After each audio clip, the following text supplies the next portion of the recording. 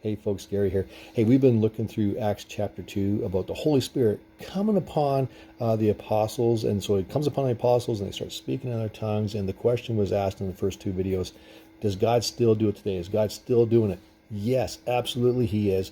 And then we get into verses 5 down to 13, and it's really cool because God is still doing this as well. And I'll explain it afterwards. But let's just read it. And I'm going to mess up on some of the pronunciations of these names. I don't think it matters too much, but you can read along too. Here we go. Now there were dwelling in Jerusalem Jews, devout men from every nation under heaven.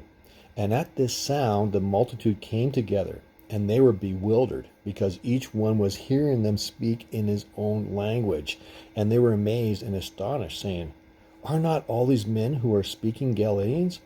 And how is it that we hear each of us in his own native language?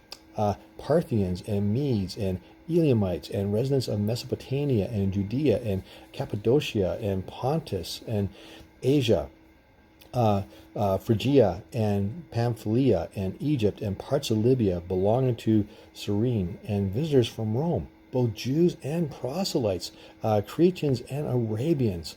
We hear them telling in our own tongues the mighty works of God. That's really the key thing, right?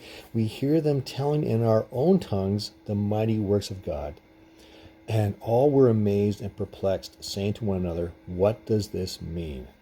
But others mockingly said, they are filled with new wine. I read this and I go, this is just so cool, right? The Holy Spirit comes upon them. They're all speaking in tongues. That's really cool.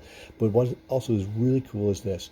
And I know this from experience, and I hope you have too. When the Holy Spirit comes upon you in a powerful way, a lot of times that's for those who don't know Jesus yet, that you can meet them in a way that they will hear about the mighty works of God in a way that they will understand it.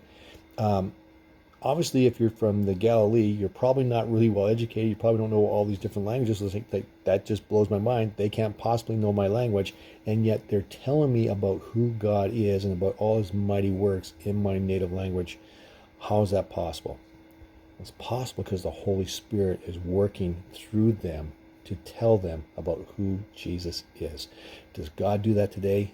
Absolutely he does. When you allow the Holy Spirit to use you, he will use you in a way that those who are around you, living around you in your community, will begin to see Jesus, and see Jesus in a way that they'll understand. And that's pretty cool.